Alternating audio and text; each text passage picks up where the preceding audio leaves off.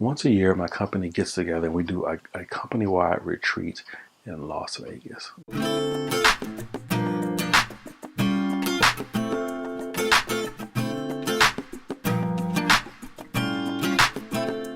One of my favorite things to do is to go fragrance shopping in Vegas. It's every niche brand, every designer brand that you can think of squished into 4 square miles. We get some free time, and that's the first thing I do is I go to some of these boutiques and smell some of these niche fragrances that I don't have access to here in Dallas. And the fragrances that I was smelling weren't necessarily bottle worthy. And that all changed as soon as I smelled the best fragrance that I've ever smelled, 1270 by Frapin.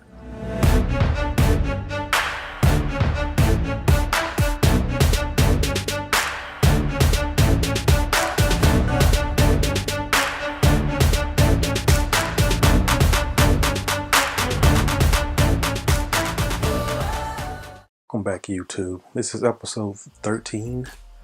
Yes, 13 on the Post Points channel. And today I am reviewing one of my all-time favorite fragrances. When I think about the saying fragrance is art, it always comes back to this fragrance. The House of Frapin set out to make a fragrance of nobility and realness, inspired by the aromas, the scents that you find around the creation of cognac. The House of Frapin is known for their fine spirits. When I say fine, I mean fine. 1270 pays homage to that, their origins beginning in that year, 1270. Now, even before I knew the inspiration for this fragrance, it evoked images of a cocktail. That boozy feeling that I got from the beginning was more intentional than I could ever imagine. And the fact that they evoked those images for somebody who didn't even know what the inspiration was says to me that they hit the nail on the head with what they were aspiring to do. What does it smell like? Crushed oranges, sugar, and booze. Now, 1270 comes across as fragrance, not cologne. There's this obvious absence of perfumer's alcohol. It smells like this blend of naturally occurring notes that have come together to make a whole new scent. Now, the start of this fragrance is fruity. There's a watery pineapple note. What's described as a candied orange and dried fruits. In this case, dry grapes or prunes. It's sweet and surprisingly light compared to the juice color that's in the bottle. You'll get a slightly earthy, damp soil type feel created by a combination of hazelnut, cocoa, and coffee. The florals in this aren't very prominent, but they're there. There's everlasting flower, some vine flower, and something called linden. I've never heard of what linden is. Now, even though Angelica is not listed, I kind of get that feel. If you've ever smelled Versace Man, there's a dryness to this that is present also in 1270. They don't smell anything alike. I don't want to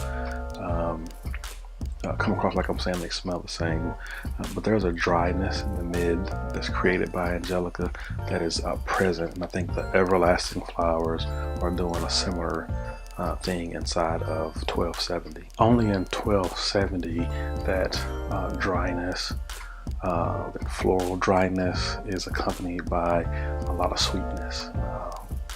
Tonka bean and vanilla, I believe, and they kind of combine to give it this slightly gourmandish feel. And basically gourmands, that whole genre is basically that a scent that smells like something edible. So it kind of gives you that type of feel in this. And lastly, there is a bit of spiciness in this. I'm not sure where that comes from. It's almost like a black pepper, and I've been smelling a lot of fragrances that have black pepper in there, and something in that's reminding me of, it's giving me something spicy, something peppery, and it's not heavy, it's not strong, and it's probably why people compare this to Dolce & Gabbana's The One. They say this is like a niche version of that, and I kind of get they're similar. But 1270 to me is at a whole different playing field. Now, don't get me wrong, Dolce & Gabbana is one of my favorites. I have two 5-ounce bottles here, one Parfum and one Eau de Toilette. So I love that fragrance. 1270 is on a whole different level. The epitome of a niche fragrance. The main pro for this fragrance is going to be, without question, the smell. It's absolutely gorgeous the way it smells, and then there's creativity behind the scent, just the inspiration, I set out to evoke the imagination of cognac creation, and I think they did that. It's very hard to find. You can't buy this from the Frapin website. I don't think there's any place where I live here in Texas, doubt the DFW area, that even sells Frapin. And personally, this is the benchmark for a niche fragrance for me. If you're gonna demand that price tag, you're gonna have to give me what 1270 gives me. You may find scents in the niche realm that are probably more creative. There may be even some that's more quality, maybe even more interesting. But I don't think you're gonna find one that's complex, creative, and smells this good. With that, that's all I have for you with this one. Let me know your thoughts on 1270 down in the comments, and if you haven't done so already, please like this video and subscribe, and I will see you guys in the next video. Peace.